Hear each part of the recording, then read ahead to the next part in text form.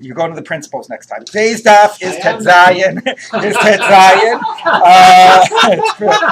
Today's daf is Tet Zayin 16. We pick up on Tet Vav Amud Bet in the middle. I want to make a few quick mentions before we pick up some things that we had mentioned yesterday. First of all, I sent that email.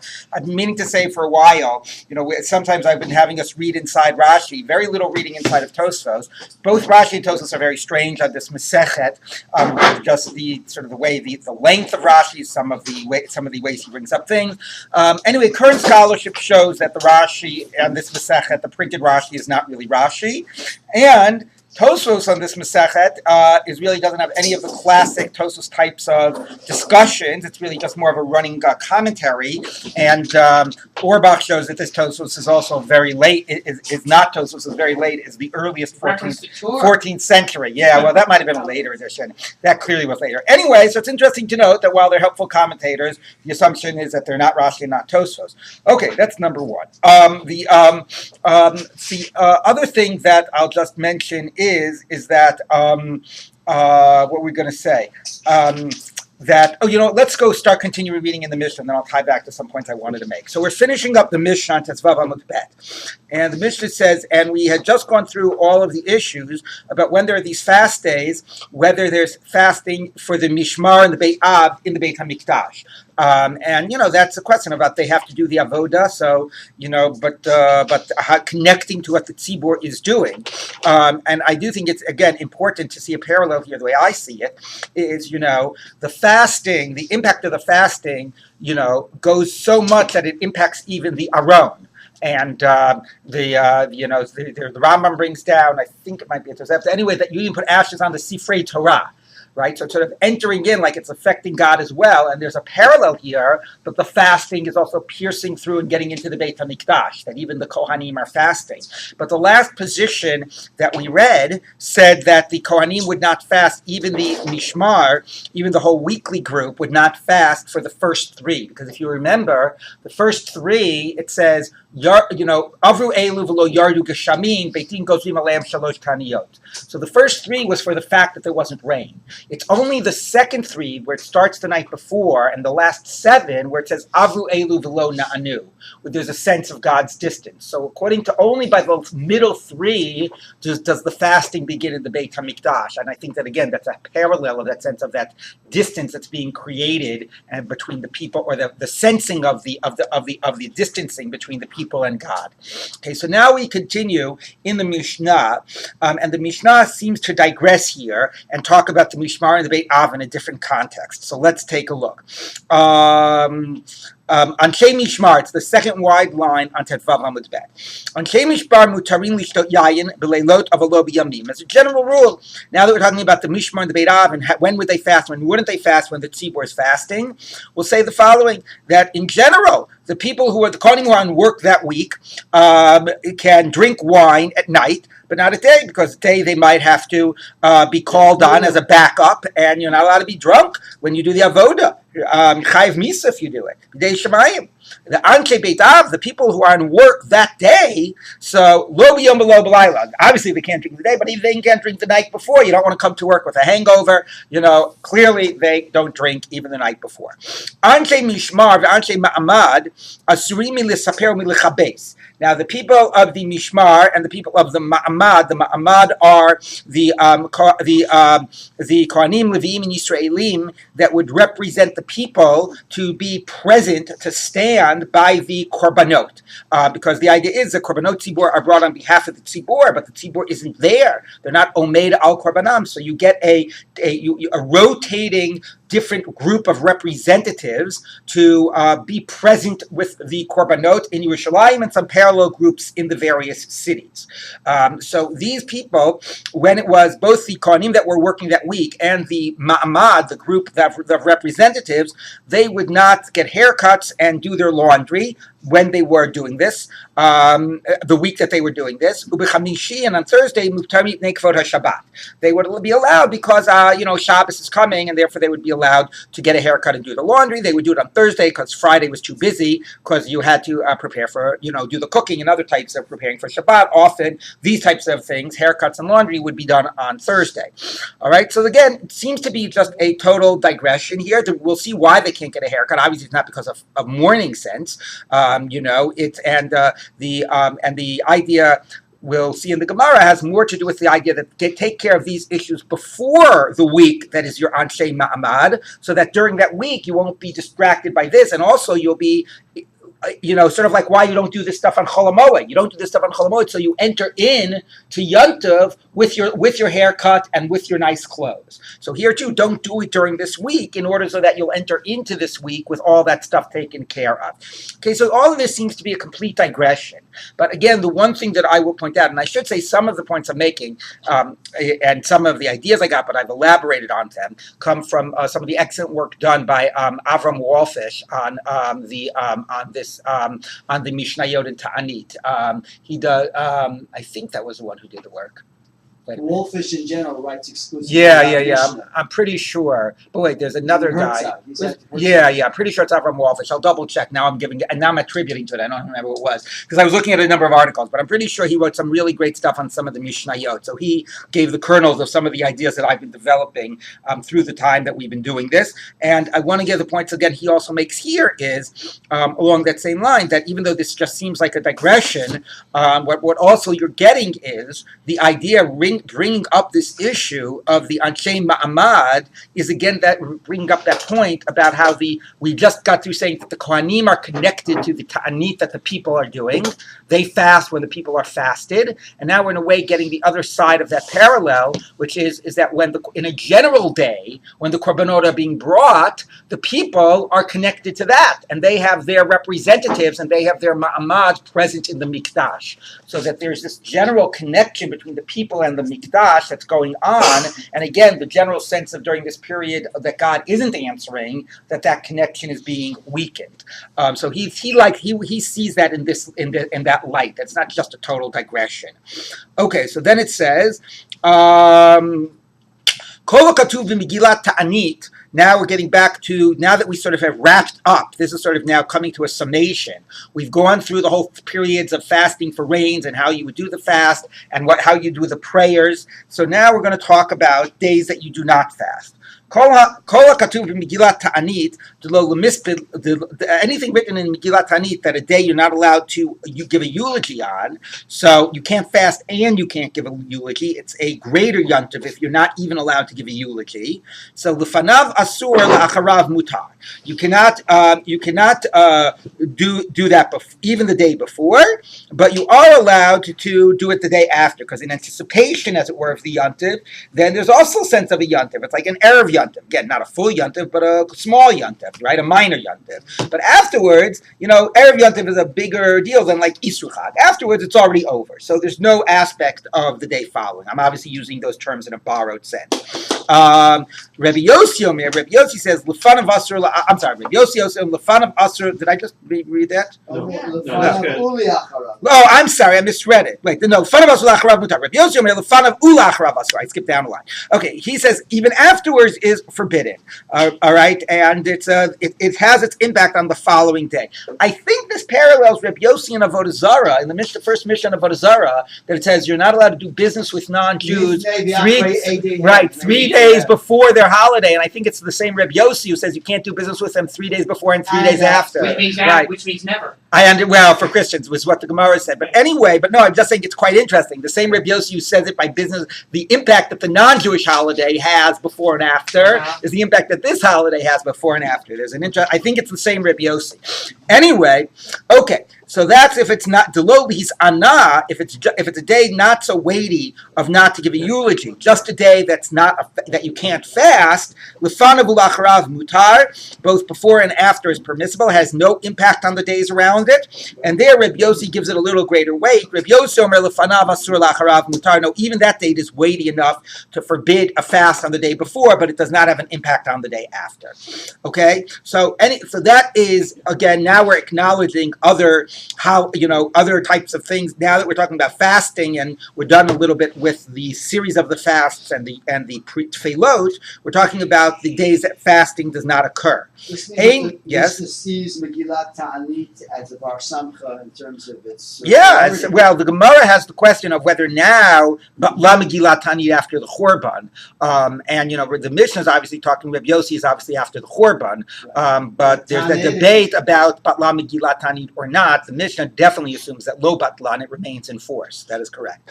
Ein Gozrin Ta'aniyot Ala Tzibor B'Tchila B'Chamishi. Okay, so that's certain black letter days that you can have the fast, or green days, depending on how you want to look at it. But that's number one. Number two, another limit on the fast days. You do not make fast days initially on Thursday. Shalola, meaning when you're going to do, we'll see that it'll be a Monday, Thursday, Monday. Now, why, by the way, do you think it's Monday, Thursday, Monday, or whatever, it's Thursday and Monday? Forget the exact sequence. And therefore it's days where you can get all the people together. And what we have been seeing is very much the tzibur nature of the fast and the bringing of the people together to sort of pray and to, reflect on the day and to own the power and to, own the nature of the day.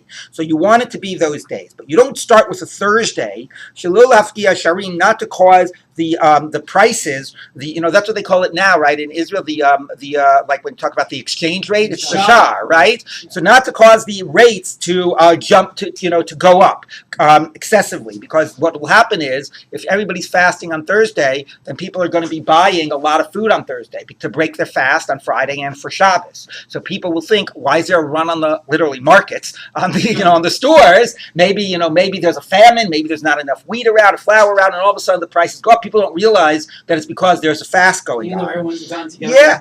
Well, maybe the message doesn't get out to everyone, and it's a good question if the tzibur is supposed to be fasting, but still maybe there's a type of a reaction, like you don't fully process what's going on. But Ella shalosh taniyot rishonot sheni v'chamishi v'sheni. You start on a Monday, so you do Monday, Thursday, Monday. So therefore, by the time Thursday rolls around, people already understand what's going on. So that's the first three. The shalosh niyot, the second three, chamishi, sheni, v'chamishi, can be Thursday, Monday, Thursday, because people already know what's going on. Now, by the way, by saying that, it also means that there's not a breather in between. Right, you understand? You did Monday, Thursday, Monday, and now we're going to do another three, Thursday, Monday, Thursday. You haven't even had a break. So Rabbi Yossi Omer, Rabbi Yossi says, Kashem she'ein harishonot b'chamishi, kach lo shniyot v'lo achronot. The same way the first ones are not, the second and the third are not either. Now this could just be an idea of maintaining a pattern. You do Monday, Thursday, Monday, Thursday, Monday is a way to how to remember the pattern. But it could also be that he wants a little bit of a breather between it. A breather because maybe let's give God a chance to answer. We haven't been answered right yet, but let's not rush into it Thursday. Let's take a breather. Also, because I think that psychologists have shown that when things are intermittent rather than constant, they have a more of a power. So if there's a break and then you start again, the reaction to this is a stronger sense of now we have to fast again, as opposed to we're still fasting as we've been fasting. You don't feel the power of how this is a different stage. So I think that there's a real logic to taking a break and waiting to the next Monday. Okay. Ein gozrim ta'anit ala tzibur b'roshei chadashim b'Chanukah u'b'Purim. So it's a little funny jumping back now because we were talking about the holidays, minor holidays, you don't have it, but in a generic sense. And now we're talking about specific. So you do not make a ta'anit on the tzibur on Rosh Chodesh, Chanukah, and Purim. Now this is even if Batla Megillat Ta'anit. So again, this might be reflecting, a different idea. Before it assumed Megillat Ta'anit was in force, and that would be a whole huge list of days. Here it's only three very special days. Rosh Chodesh, Chanukah, and Purim. Obviously, there are 3 days that aren't Yontiv. Those are the days that you do not have a Ta'anit Tzibur. But if the fasting started, the series of 3 or of 7 started, and then it ran into a Rosh Chodesh, right? You didn't start. It wasn't Rosh Chodesh, it was a Monday, and you wanted to start on Rosh Chodesh. Rosh Chodesh was a Thursday. You started the Monday before, then you continue. You don't stop. That's what Rabbi Gamliel says. Rabbi Meir Omer, I'm a Rabbi Meir, Alpha Pisham Rabbi Gamliel Ein Mafsikin, Modeh Hayal She'ein Mashlimim. Even though he said that he tried to limit Rabbi Gamliel's statement, even though Rabbi Gamliel says you continue to fast when you hit Rosh Chodesh or Hanukkah or Purim, you don't really fast the whole day. And the Hanukkah and Purim have to win out, have to stop a full fast. And therefore you would not fast to the end of the day, so halachically it would really not be a full fast. The same would apply if Tisha B'Av fell out on a Friday. So I'll just hold off on unpacking that until we get to the Gemara. But similarly, the issue here about whether the fast would override or not, you don't want to be going into Shabbat when you are fasting. So according to this, you would not fast right till the end of Friday. So you would not enter into Shabbat fasting. So even Tisha B'Av, you would not complete. And Charlie's going to tell us that Tisha B'Av can't be on a Friday. Is that right? Actually, 17 Mar Cheshvan cannot fall out on Thursday. Oh, that's interesting. So the first day of beginning the first day that you respond to the absence, right? Interesting. But it doesn't matter because it could fall on Wednesday and then you would start fasting on a Thursday if you could start on a Thursday. Okay. Right. Anyway, I think Tisha B'Av, somebody correct me if I got this wrong. I think Tisha B'Av in our calendar cannot fall out on a Friday. It says in the footnote. Okay, fall out on Sunday. Okay. All right. So fine. So that's that. So let's take a look now at the Gemara. Seder Ta'aniyot Ketzad. So it said it was possible during the right. Now we have a fixed calendar, right? Seder Ta'aniyot Ketzad, Motzin et HaTeva, etc. Okay, so you bring out the ark. Now we're going to revisit the issues that Gemara has been assuming earlier when this whole special tefillot would take place, on which series. So Gemara says, V'afilu b'kamaisa? It just says, here's how you would do it. Here's the prayers. Does that mean even on the first series? V'raminihu, I'll ask you this. Sholosh Ta'aniyot, Rishonot V'shniyot, Nichnasim L'beit HaKnesset U'mitpalalim, K'derech Shemitpalalim Kol HaShana Kula. The first two groups, the first two threes, you would daven in the shul like a normal year. Now, of course, we've seen before that you would add anenu as a separate bracha, but okay, fundamentally it would be normal. Only the last 7. And you would put ashes on the ark. And everybody would put ashes on their own head. You would bring not just Afer Stam, which we have seen before, could mean dust or dirt, but you would specifically bring ashes. Our Mishnah assumes that. Okay, this is a Braita. Amar Rav Papa. Anyway, you see from the Braita it's clear it's the last 7. So it says Rav Papa, fine. So that's the context of our Mishnah, the last 7. It's always interesting to ask whether, to take what the Gemara does here, and the Gemara often does in reconciling, take a Braita, take a Tosefta, and use it to create the context of the Mishnah, or do you say, like maybe Rabbi explicitly did not include that in the Mishnah, because maybe Rabbi, understanding was that you actually should do this already from the beginning, right? So is the Mishnah specifically in contrast to the Brisa, or does the Brisa give a context to the Mishnah, right? That is not clear. Like we had that before, where the Gemara says when they did that whole thing with blowing, before it's coming up, like where they did the blowing of the shofar, and it says, lo ayunogim kein elab Yerushalayim, right? Elab b'shar mizrach b'har abayis. So the Mishnah makes it sound like you don't blow the shofar outside of Yerushalayim, but the Gemara is going to quote a Braita that says no, you do blow the shofar. The whole issue was they didn't respond Amen. They respond, to the bracha, which is something that's specific to the Beit HaMikdash that you only say Baruch Shem Kavod Malchuso. So again, we'll see then that the question is that do you sort of recontextualize the Mishnah based on that Braita, or do you actually assume that there's a difference going on here? Anyway, here the Gemara has contextualized it and explained that this special thing would only be for the last 7, which does make sense. Like if you start full blast at the very beginning, it loses power. Whereas if you wait till the end, then you really feel the weight of it's gotten to the point that this is now what we're up to. Okay, Uberosh Nasi, you put it at the head of the Nasi, the political head, you put the ashes. The Hadar Tani, Kol Echad Vechad, Notain Berosho, each individual puts on his own head. So why so Aini, is that really true? That you begin with the Nasi and the Av Beit Din, and then you go to the, lay people? V'hatnan or V'hatanya, we taught the Braita. Rebbe Omer, B'gdola matchili min ha'gadol, B'klala matchili min ha'katan. B'gdula, excuse me. When you start with sort of areas of honor, you give honor first to the greater one, and then to the lesser one. When you start with areas of being cursed, you start first with the minor one, and then you build up to the greater one.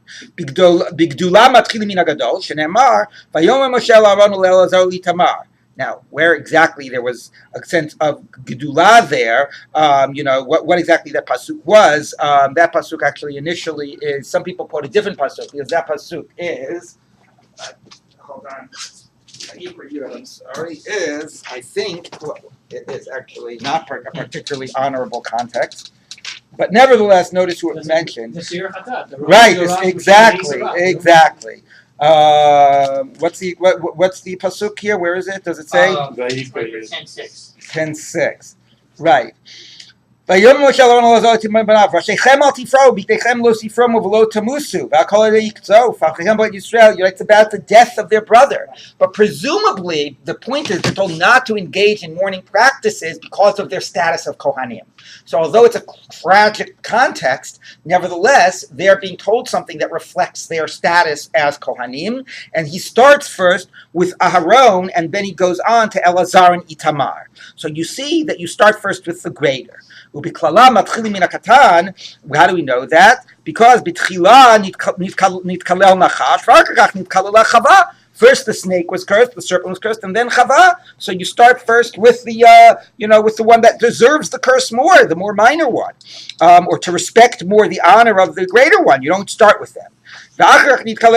So that's again an interesting hierarchy there of Chava and then Adam. Another way of speaking about that is like the reverse order. Whatever. Okay. Anyway, so there you Gemara. So that's the Gemara's question. So the Gemara says, so why here don't you start with the people and then work up to the Nasi and the Av Beit Din? So the Gemara says, "Hi chashivusa liditu." No. Having them put the ashes on their head is an honor. It shows them honor. Ta'amilhu, because it's a way of saying to them, Atun chashivusu limiboyalan rachamei akule alma. You are so important that you have a particular power of being mitpalel for the tzibur, of asking for it. So therefore, we start with you because putting you, having you do it first shows the status that you hold and your ability to, make a difference here.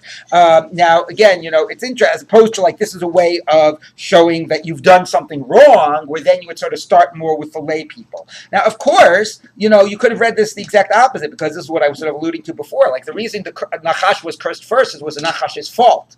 And, maybe it's not an issue of like not being pogeya in the kavod of the more honorable ones and waiting to the end with them, but maybe it's an issue of you start with the one whose fault it was, and maybe there's a statement here that you're the leaders and you're the ones, like, okay, maybe the people sinned, it's true, but at some level, you're the ones with the ultimate responsibility. That's the flip side of you have a status, so therefore maybe you could pray for them, and you're very chashuv, but maybe there's also a sense of you have to own the responsibility first before the people. The Gemara is not going in that direction. The Gemara actually sees this as like doing this as shows, you're on a high madrega, maybe God will listen to you. But I sense that there's a way of a negative statement as well going on there.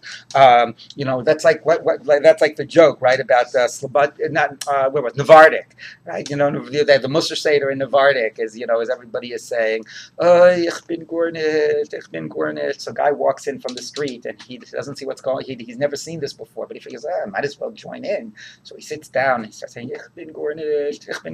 Somebody looks over and says, who's this guy? Walks off the street, thinks he's Gornish. So anyway, all right. So the Gemara says like this. Okay.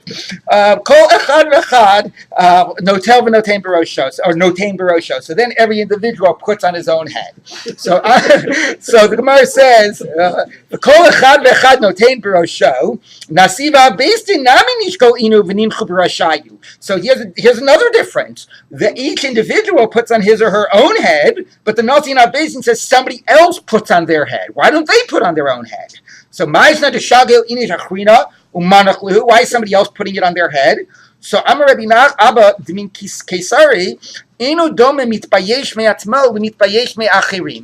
not similar if you embarrass yourself as if somebody else embarrasses you. It's much more embarrassing to be embarrassed by somebody else. So it's quite fascinating. Here the Gemara does say we want the Nasi and the Av Beit Din to be more embarrassed, to have that sense of their responsibility. It's more embarrassing that somebody else is going to embarrass them rather than that they do it to themselves. So I would have said the exact opposite. I would have said having somebody put the ashes on your head shows your status. Oh, Hashem, I don't do that myself. Somebody else dresses me. Somebody puts the ashes on my head. But having me start with me shows that I'm more responsible. The Gemara reverses it. Starting with me shows kavod. Having somebody else put the ashes on me is a way for me to feel more embarrassed. Yes. I'm having trouble with the two different scenarios of Gedula and Klala. In either context. I mean, it speaks against. They're referring to this as an auspicious occasion.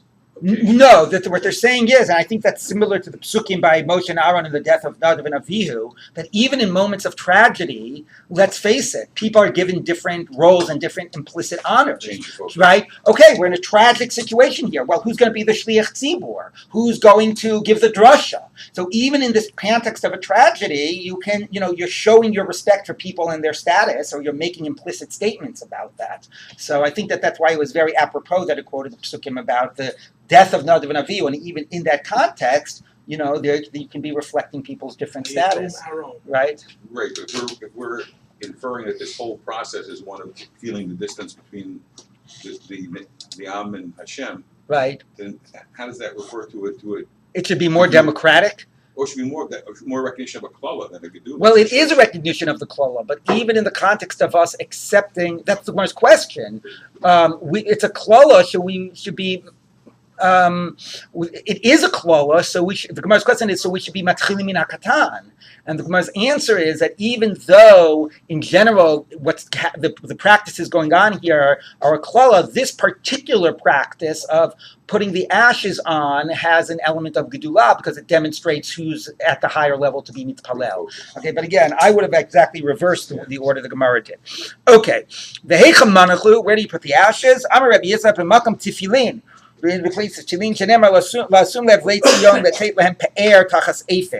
give for the mourners of Zion glory in place of ashes, and tefillin are called pe'er in another pasuk in Yechezkel. So the counteracting of the mourning is glory in the place of ashes. The state of mourning, therefore, is ashes, where the tefillin would be. And again, of course, that sense of God's name and where the tefillin would be on you, and you're owning your connection to God. And now that is replaced with ashes. Again, I think like this real parallel with the ashes on the aron, the ashes where the tefillin would be on your head. It's great, no lashon, no fel. Right, obviously, pe'er and afer, yes. There's always Okay. this ashes stuff.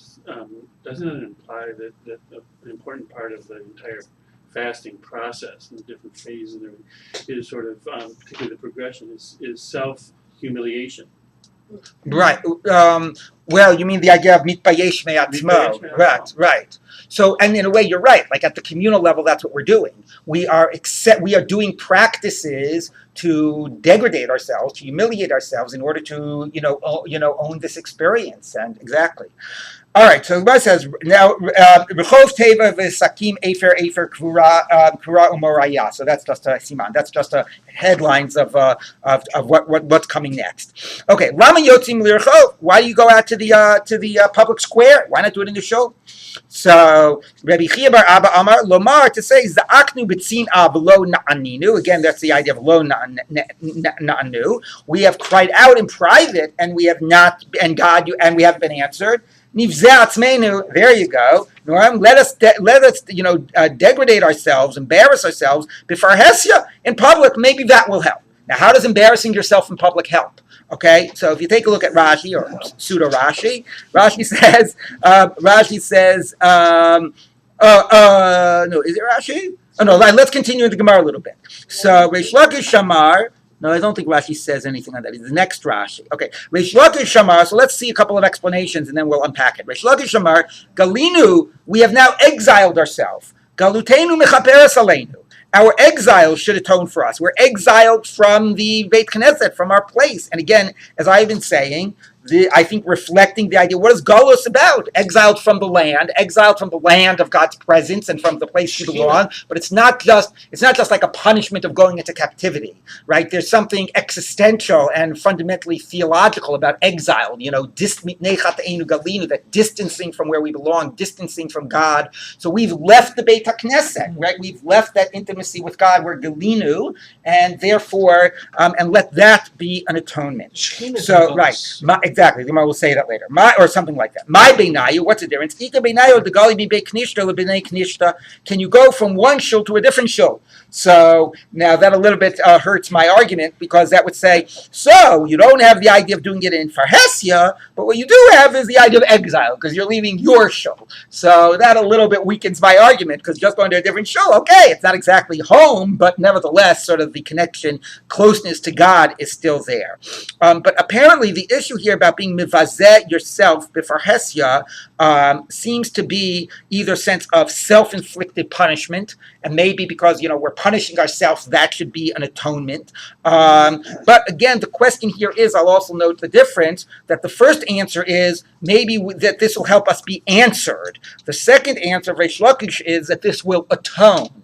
So again, that becomes that question. Is it about being answered, or is it about sin and atonement? So Reish Lakish is saying, this is a punishment. We're going to punish ourselves. Maybe the punishment will be a form of atonement, right? So, you get lashes, you atone, yisurin atone. There's an idea. You get a slap, you get a punishment. That, that's a little bit of justice, and therefore that leads to atonement. The other one is maybe will be answered. And I do think, and this is a point we said before, part of the idea of Taanit is, God, look how miserable we are, have compassion on us. So it's not about teshuvah. This will wake us up to do teshuvah. This will be a punishment and it'll be an atonement. It's like maybe this will get God to pay attention. If we go so far to make us, embarrass ourselves, degrade ourselves in public, maybe finally God will see how miserable we are and respond, and how much we are sort of how terrible we feel about this distance from God, and maybe God will respond. So there's a definite difference here between Na'aninu and Mechaperet. Okay, so now the Gemara says like this: and now why do you bring the ark out as well? Okay, that's why you bring the people out. Why do you bring the ark out? Amar Rabbi Yoshua ben Levi, klitza nua hayalanu v'nitpazeh ba'avonenu. We had a hidden, a private vessel, this ark, which was in a private place, and now it also has become degraded in our sin.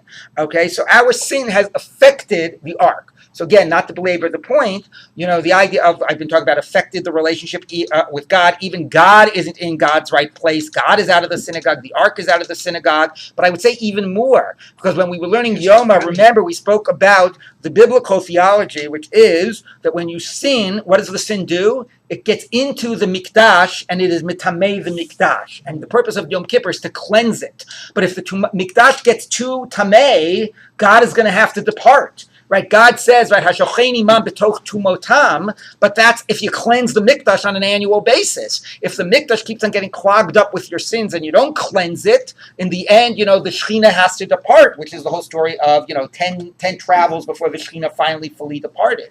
So this is sort of paralleling that. Our sins have even got to the fact of impacting the aron, the klitzanua, right? The idea of kache kadashim and the private, in terms of that relationship, and now has brought it out of its place, has even led to its degradation, to its degradation. Yes. There were specific korbanot for specific impurities in the Beit HaMikdash. Yeah, but this was about this impurity is the one created by sin. It's different than the other types of things. It's anyway, I don't want to get into that. But again, notice, by the way, also this issue about the avonenu. So again, we have here sin as beginning to play, a bigger role.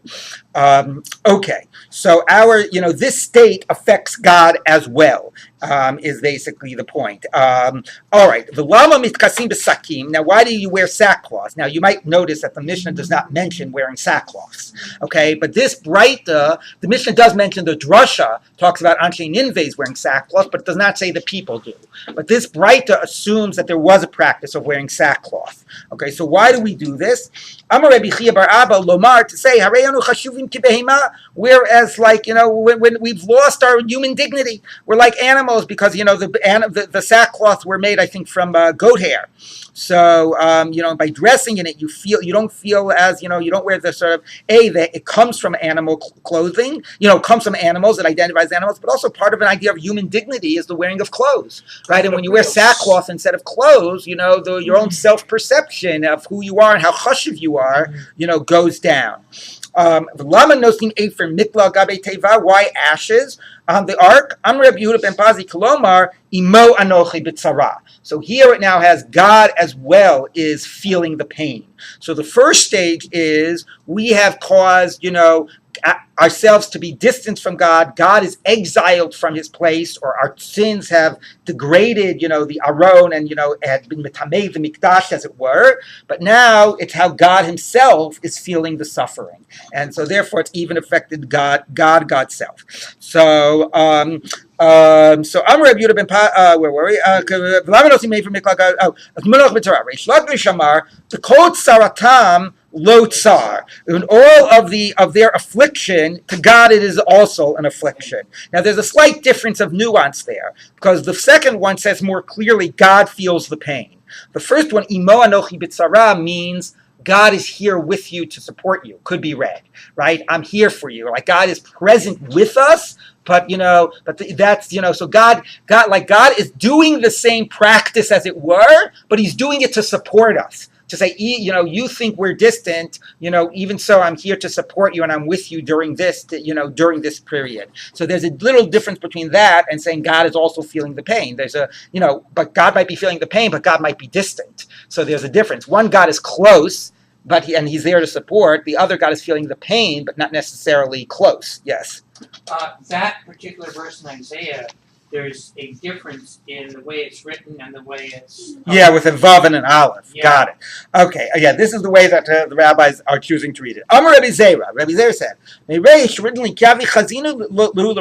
I saw the rabbinic scholars, the Torah students, the Yoiv Efer Mikla Gabi Ateiba, that they put ashes on the top of the ark, Mizdazeo Likule Gufai. My entire body trembled. It was just so tragic, to see that. It was such a powerful image about how terrible things were.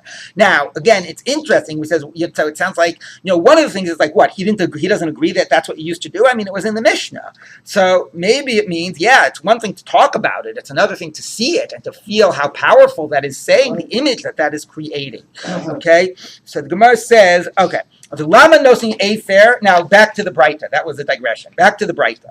The Lama Nosing Afer, Barosh Kol Echad Vechad. Why do the individuals put ashes? It's funny, we already got the Teva having ashes, but why do the individuals have ashes?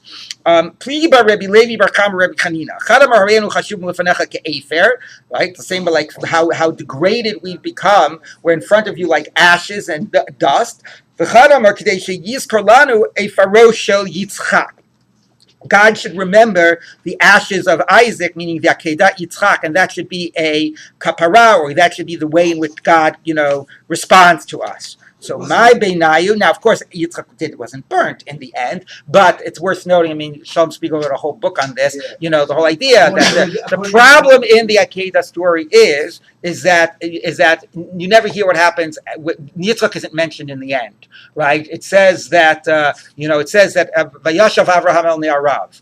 What happened to Yitzchak? So and there are other anomalies there in the story that raise the question maybe something did happen to Yitzchak. And there's famous midrashim that actually Abraham in the end did offer up Yitzchak, and that God then, and then his ashes sort of were, God, then he was resurrected later through the ashes. Others that are less drastic basically says since Abraham was prepared to offer up Yitzchak, right, therefore he, it's as if the ashes are before God. But some actually view it as no, actually were the ashes of Yitzchak, because part of the issue is also, remember, there's not just the knife there, right? What does Abraham have other than a knife? What, Sally?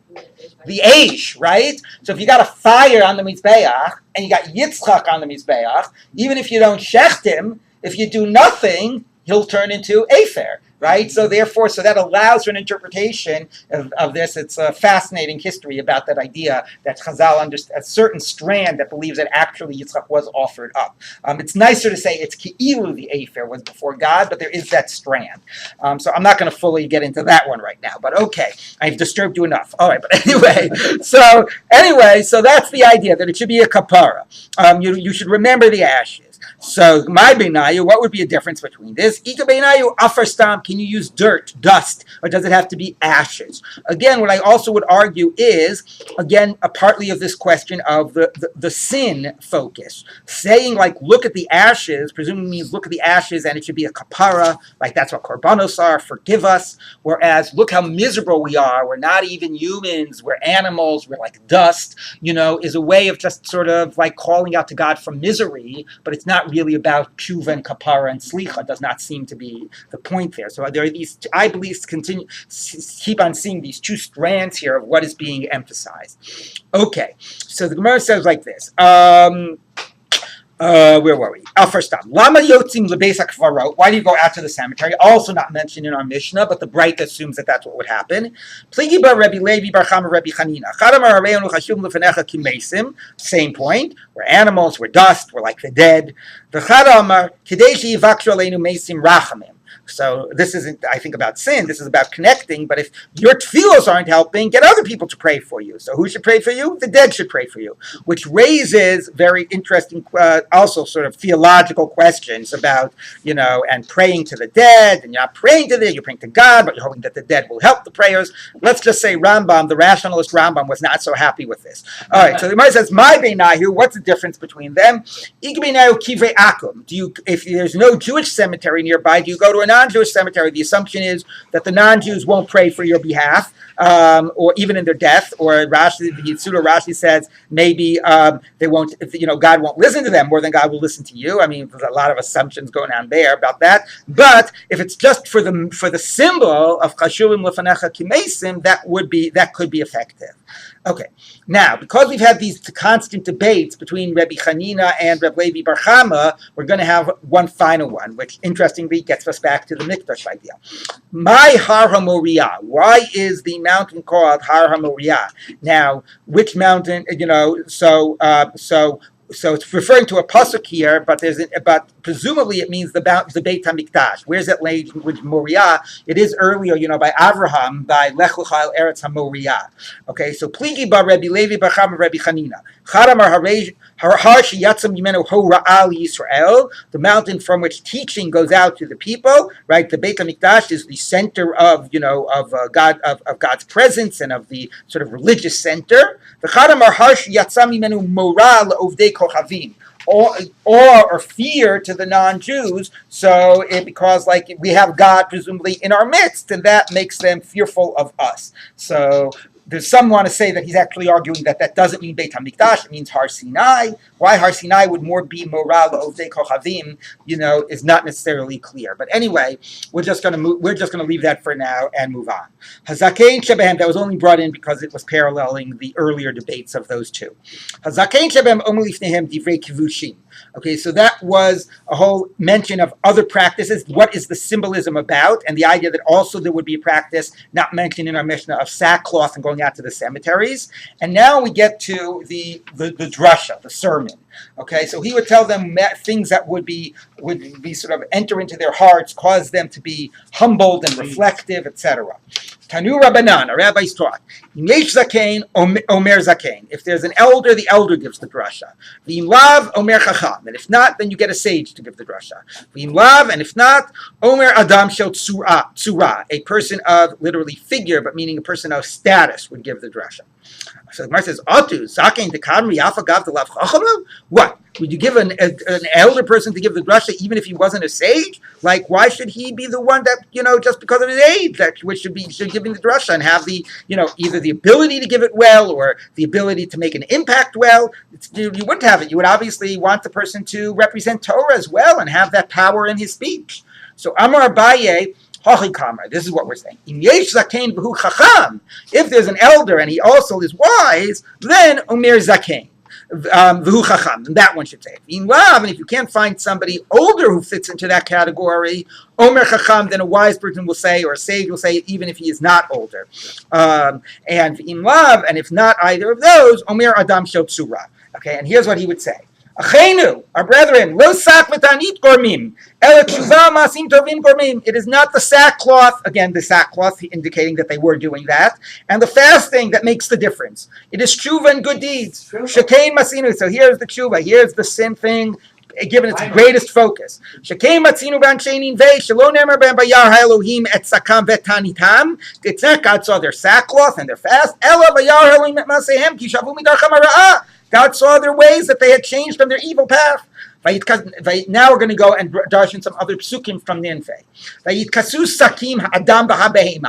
So, and they dressed sackcloth, the people and the animals, right? It's almost like humorous. The animals are in sackcloth. But again, if the idea is to show, look how destroyed we are, how miserable we are, maybe somehow there was some sense to that. Anyway, so Mayavi Avdi, what would they do? They basically put the animals to one side and the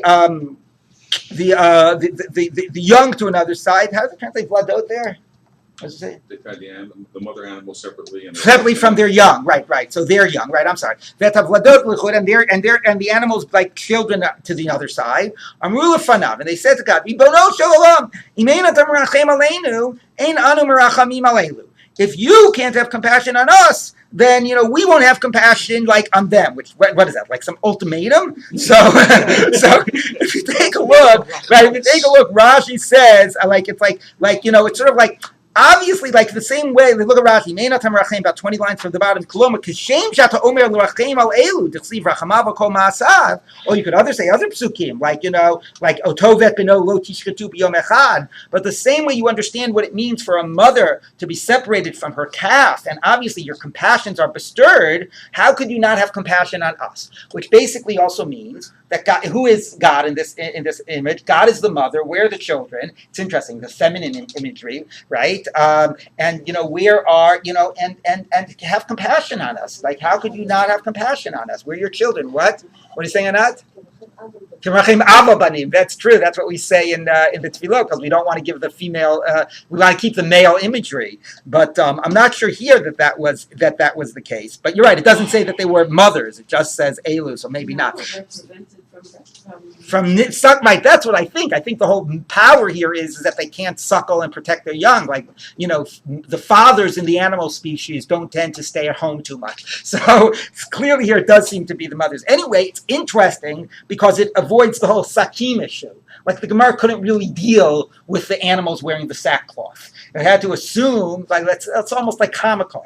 It had to assume that it was something else. So maybe the Gemara is even reading this with a comma. Vayitkesu sakim ha'adam, v'ha'behema, and they did something else with the behema. I don't know, I'm suggesting that, but it's completely interpreted in a way having nothing to do with the sackcloth. Yes? This reminds me of one of the interpretations for Shluch HaTaim, that it's not to generate mercy in us, but to get God to. Right.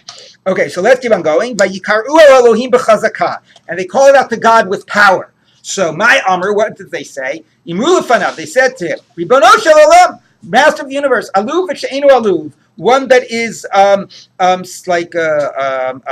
suffering. That's not a good translation, but what do they say for aluv? Long suffering. Long suffering. All right. V'she'enu aluv, and one who is not. Tzaddik v'rasha, righteous and wicked. Me, who is pushed away for whom? Meaning, who should get the attention first? Obviously, the one who is suffering and the tzaddik. Now, very strange. I don't understand this. What does it mean? Who's pushed away? Why is it between choosing? What? God is favoring the person, those that aren't suffering. God is favoring the Rishayim, and you're telling God, don't favor the Rishayim, favor us. We're doing tshuva. Favor us. We're the ones. I don't understand why this is being put as an alternative. How that fits into this context. Anyway, but the point still is, look, we're suffering. We're working on doing tshuva. We should, but maybe it is implicitly why do other people have it better? But again, that's interesting bringing that into the conversation. Why is everybody else successful? We're the ones that are suffering. We're the ones that are doing tshuva. Have compassion on us. And each one returned from the evil and from the violence or from the theft that was in their hands. So my umina chamas asher b'chapehem. Amar Shmuel afilu gazal merish. So chamas for the Gemara can sometimes mean theft and sometimes more violence. The Gemara more sort of interprets in terms of theft. So even if somebody, and especially chapehem, the hands, so there's a sense of taking what isn't yours. So even somebody who stole a beam and put it in the middle of their castle, and when they were doing tshuva in Nineveh, they would knock down their castle in order to get the beam back. And obviously this is also reflecting a rabbinic edict, which is if somebody steals a beam and builds it in their house, they don't have to give back the beam. They just have to pay for it in order to make it easier to do tshuva. But the Gemara is saying, okay, we did that takana to help people do tshuva. The people of Nineveh didn't need that takana. They were prepared to do tshuva no matter what the cost was, even if it meant knocking down their entire house. But what this also sort of reminds you of, it's like the other place where we use also like non-Jews, and we draw this extreme model that goes even beyond what halacha demands is Kibbur Ava'im. Those stories of Kibbur Ava'im and this person who was a Ben Dama, right? And how he would honor, his father, and he wouldn't wake his father even to sell the Para Aduma and whatever. Right, etc. So I think there's an interesting thing, like taking an example from non-Jews, and it's such an extreme, even more than halacha demands. Like he would knock down the castle to return this, and obviously, therefore, we should need to take that to heart about how we have to act.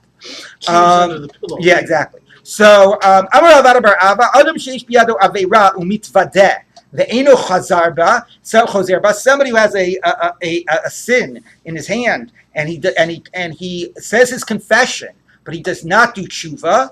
L'mahu domer, what is he like? L'adam shetofes sheretz biyado, a person holding on to a dead rodent that causes tumah. Shafilu tovel b'chol meimot shebalom, even if you do all the rituals, you go through all the mikvahs, lo also lo tivila. It doesn't help. The rituals aren't going to help if you're still holding on to the thing that causes tumah.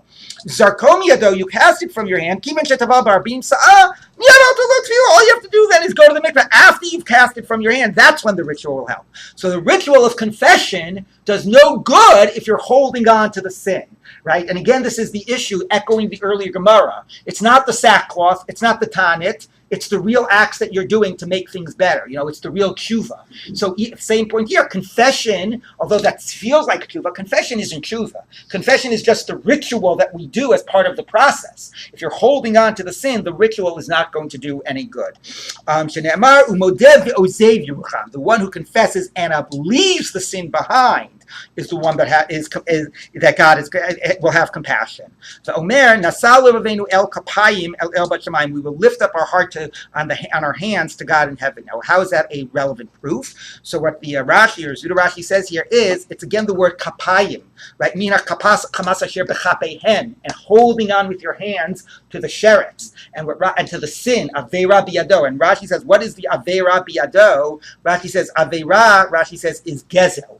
So we're talking specifically about Hamas, that you have not made up and corrected the wrong you did to the other person. It doesn't just mean, you're still, you haven't fixed the problem of why it is that you're always late to minyan, or why it is that you're always missing Zman Kriyat Shema. No, physically, Aveira biyado, you haven't righted the wrong, and you're still holding on to the thing that you took. So therefore, it says Nasalu Avenu El Kapayim, that when our hands have to be clean when we are doing tshuva, and then it'll be when we will be forgiven. And I got to tell you, this happens like a lot. Like when it happens like when people are involved in these chas v'shalom, but in these cases of like sex abuse, and then they and then they come and they say I've done tshuva, and I feel terrible about it, and accept me again, right? And they want to be forgiven. Well, how much did you try to actually approach all of the victims and really right the wrongs? That's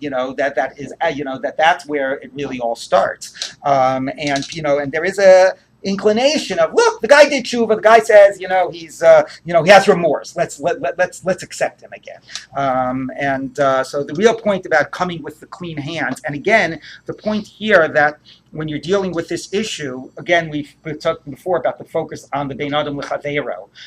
It's not just this metaphysical, or this theological issue. Sin gets between us and God. It's that general tshuva. It's about like the wrongs that we're doing in the real practical sense of, as a community and between one another. So I think that there is a real power here about how that has to be right. Those wrongs have to be righted in a real world sense. Guys, finished at least to the end of the Amud.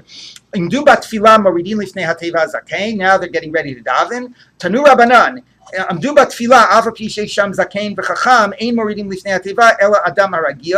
when it comes to davening, even though there's an older person and a wiser person, the only person who leads davening is number one, somebody who is ragil, somebody who basically knows what they're doing. So my ragil or whatever, what does that mean? Rabbi Yehuda omer mitupal ve'enlo. So now, interestingly, it's not going to say ragil meaning like accustomed to davening. Let's see how he interprets it. Somebody who has a lot of children, ve'enlo, and he does not have he's poor, so he really feels what that means, that sense of having responsibility to others and really, how difficult it is to care for others, and feels that sense of tremendous responsibility. He has kids, but he doesn't really have enough to feed them with. Ve'enlo v'yeshlo yigia basadeh, and he works hard in the field, but again, he has no property. So he feels what that means to work and not succeed, and how he'll be able to feel the suffering of the tzibur. Upirko na'eh, and his chapter is good, which the Gemara says means that he was always, had a good reputation even in his youth. Like his history has a good history. V'shafal berach, and of lowly knee, meaning he's humble. Umurutze la'am, and the people like him. He's desirable to the people, so they'll feel connected to him. V'yesh lo ni'ima, and he's got a good voice. V'kolo arev. And he's able to do what he has to do. He's able to be a balkore, and to give a drasha. Now, why exactly that's important to be a shliach tzibur? But again, maybe it means that the people will respect him more and feel that his tefillot are for their sake. And knows how to make all the brachot, so he again knows what he's doing. So after this whole list was given, it's a pretty long list it's a very high madrega. So the Gemara says, the Yahivu be Rabbanan Einai Rabbi Yitzchak Bar Ami. So they were reading this list, and all the rabbis were looking at Rabbi Yitzchak Bar Ami, like they felt, I know who that's talking about. He's the guy that would be a real shliach tzibur.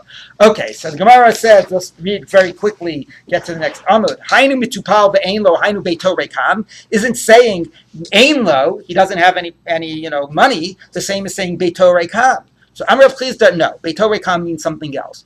Zehu shebeito rekam min haveira. It means somebody that is free of sin. Upirko na'eh, so what does pirko na'eh mean? Amar ba'izeh shelo yatsa alav shem Rabbi alduso. Somebody that never had a bad reputation even in his wild youth. Okay, he's got a good history.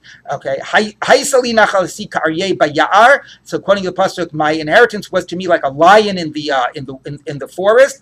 Not alai b'kolap, gave to me in its voice. Al kain sinetiha, therefore I've hated it. What does this mean? So my not alai b'kolap. Amar marzur bar tuvia amar Rav, Amile Amar Rav Chama Amar Rabbi Eliezer, Zeh Shliach Tzibur. So Argus is Hayored Lifnei Hateva She'eno Hagun. It's clear what the sense is, but that says the ark isn't Hagun. So it's Zeh Shliach Tzibur She'eno Hagun Hayored Lifnei Hateva. If somebody is not fitting, then that voice, God will hate that voice. Okay, and again, I think the point being, even if he has a beautiful voice, that's not all it requires to be a Shliach Tzibur. Hagun, is somebody that really represents the Tzibur and is able to bring.